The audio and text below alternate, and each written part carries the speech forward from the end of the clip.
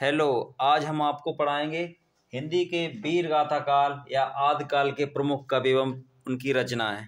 ये रचनाएं ऐसी रचनाएं हैं जो हमेशा हिंदी का कोई भी एग्जाम हो, हर एक एग्जाम में ये रचनाएं आती हैं। सबसे प्रसिद्ध रचनाएं हैं कौन से काल की?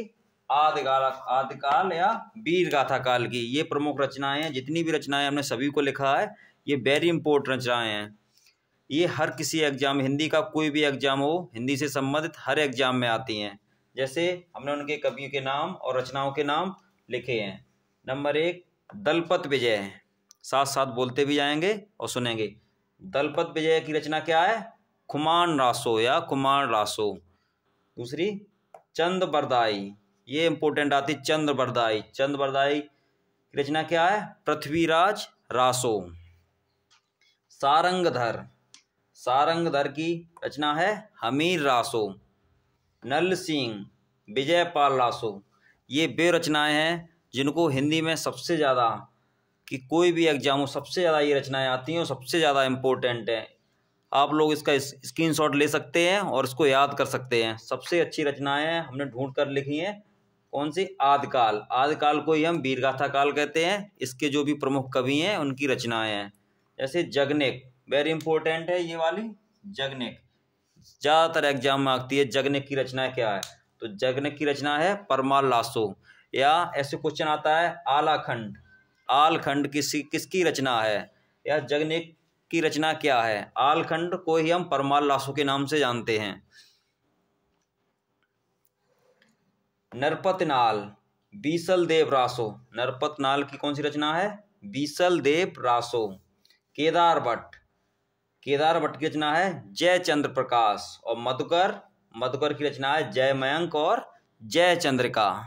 ये वो रचनाएं हैं हिंदी की, इनको हम देख सकते हैं। ये सबसे इम्पोर्टेंट रचनाएं जो हिंदी के आदिकाल या वीरगाथा काल की रचनाएं सबसे ज़्यादा एग्जाम में आती हैं। इसको एक बार लिख लेंगे और याद करने की कोशिश करेंगे। अगर आपने ये 8 रचनाएं, केवल 8 ही रचनाएं हैं, 8 कवि हैं, इनको आप पढ़ लेते हो तो समझ लो आपके 2 नंबर कन्फर्म है, हर एग्जाम में आती हैं। दोबारा से बता रहे हैं। दलपत विजय, सबसे पहले कौन से कवि हैं? दलपत विजय की रचना क्या है? खुमान रासो। इसको खुमार रासो या खुमान रासो के नाम से जाना जाता है। चंद्र बरदाई, ये भी रचना बहुत इंपॉर्टेंट है। जो रचना इंपॉर्टेंट है हमेशा एग्जाम में आती हैं। चंद बरदाई की रचना क्या है? पृथ्वीराज रासो। सारंगधर, आप लोग इसको नाम देखो, नए नए नाम देखने को मिल रहे होंगे, सोच रहे होंगे ये नाम कितने पुराने हैं, लेकिन ये वेरी इंपॉर्टेंट है। ये सबसे पहले काल है। कौन सा है हमारा? आदिकाल या वीरगाथा काल। इसकी सन भी आती है। इसकी सन है 743 से ईस्वी। हम ईस्वी भी लिख सकते हैं। ईस्वी से 1343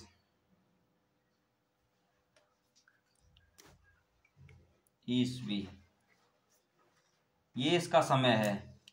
क्वेश्चन ऐसे भी आ सकता है कि आदिकाल या वीरगाथा काल की समयावधि क्या है? तो कौन सबसे पहला है? कौन सा है?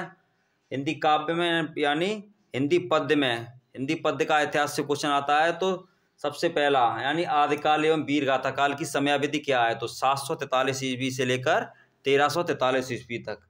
ये भी क्वेश्चन में कभी कभी पूछ लेता है कि आदिकाल की समयावधि क्या है? तो क्या है?